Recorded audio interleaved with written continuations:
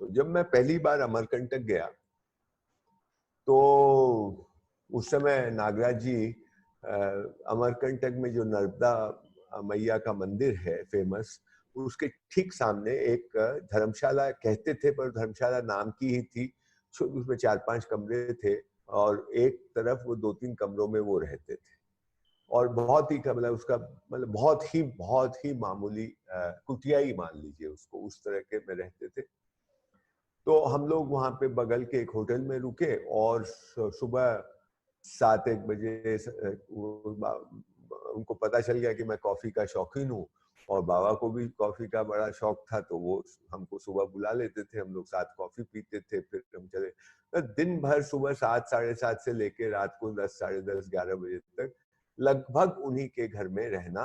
घर में क्या रहना, उनकी बैठक में रहना। बैठक माने 10 फुट बाय 10 फुट का वो कमरा होगा और उसमें एक पलंग लगा हुआ था जिसपे वो कभी लेट जाते थे, कभी बैठ जाते थे और 5-7 कुर्सियां इर्द गिर्द लगी होती थी। तो उसमें उनके साथ पूरा दिन भर रहना, वहीं पे नाश्ता भी करना, वहीं पे दिन का खाना भी खाना, वहीं पे रात का खाना खाना, वहीं पे चाय पीनी, सब कुछ वहीं पे, और फिर रात को आके सो जाना। तो हफ्ते भर हम रहे। तो मैं ये बताऊं कि हफ्ते भर में 7 या 21 तो बड़ा भोजन खाए, मतलब सुबह का नाश्ता, दिन का भोजन, रात का भोजन, ये तो बड़े हुए। उसके बीच में 2 बार चाय और कॉफी, माने 10-11 बजे चाय कॉफी, उसके साथ कुछ फल बुलाते थे, फिर 4 साढ़े 4 बजे फिर चाय कॉफी और उसके साथ कुछ छोटा मोटा नाश्ता। छोटा मोटा क्या, कभी समोसा होता था, कभी कचौड़ी होती थी, इस तरह की चीज आती। 7 दिन में 21 और 2 मिला ले तो 35। ये 35 मील्स मैंने जो उनके यहाँ खाए, एक भी मील रिपीट नहीं हुआ। माने अगर भोजन के समय लंच उनका कोई मामूली लंच नहीं होता था, और वो एकदम साधारण आदमी थे, कोई राजा महाराजा नहीं थे, साधारण आदमी थे, लेकिन लंच में माने चावल दाल की बात ही छोड़िए, पर वो जो सब्जी है, चटनी है, रायता है, दाल है, कढ़ी है, जो भी है, ये कम से कम 10-12 चीजें एक एक मील में।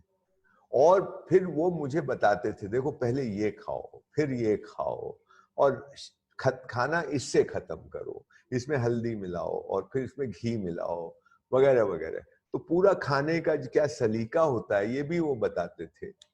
और बोल, अरे दो और खाओ, जम के खाओ, मतलब जम के अच्छी तरह खाना और स्वाद लेके खाना। और वो खाने में कोई गड़बड़ नहीं था, गाना बहुत बढ़िया, स्वाद की दृष्टि से तो था ही, लेकिन स्वास्थ्य की दृष्टि से भी बढ़िया खाना होता था, लेकिन जम के खाना। उसमें कोई वो नहीं कि घी मत खाओ तो तेल मत खाओ तो ये मत खाओ तो वो मत खाओ, एकदम जम के, कहीं बात ही नहीं इसकी। तो बोले जम के खाओ, जितनी भूख है उतना खाओ, और कॉफी पियो तो पियो बढ़िया, और बढ़िया कॉफी।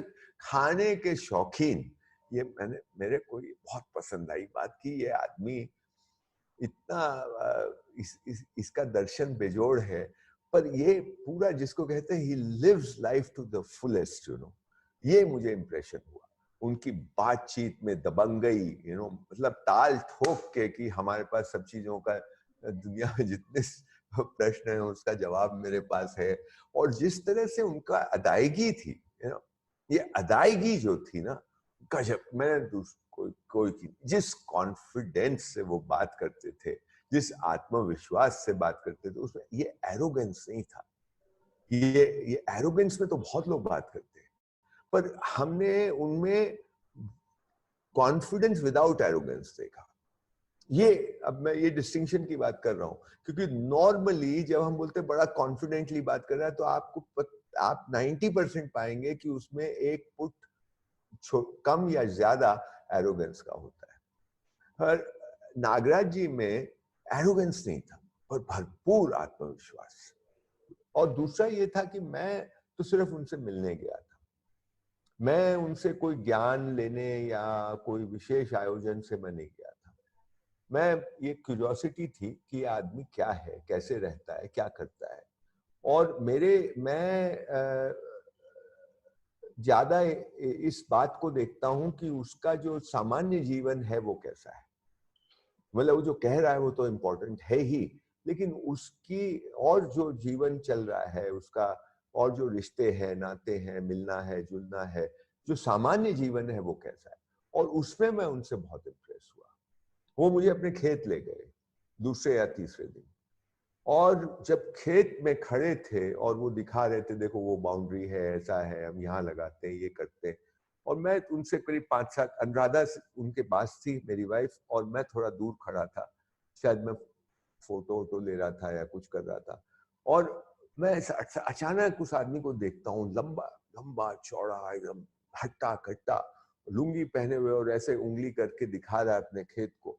और मैं बोले, तो ये तो किसान राजा लग रहा है यार, ये ऐसा ही राजा होना, अगर राजा होना चाहिए तो ऐसा राजा होना चाहिए। सडनली मुझे लगा, उस समय मेरी कल्पना होती थी ऋषि राजा क्या होते होंगे, और मुझे लगा ऐसे होते होंगे, एक दबंगई, आत्मविश्वास, कर्मठता, सामर्थ्य, सब कुछ उसमें एक साथ दिखाई दे रहा है।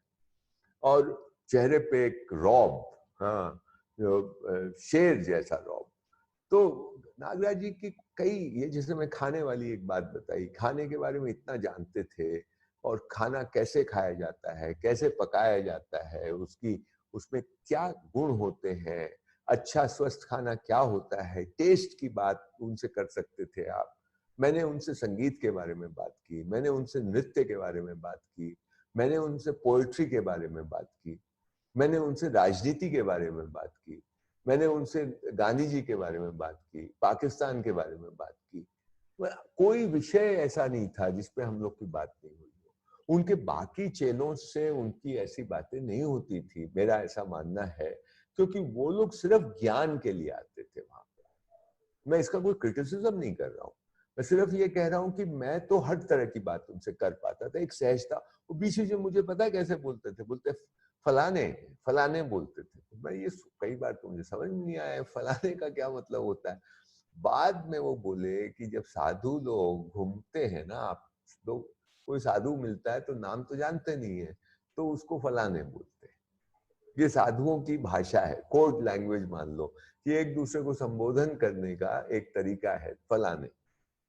तो मुझे कभी कभी बीच में फलाने बोलने लगते थे। तो बहुत मतलब इतना सहज व्यक्तित्व,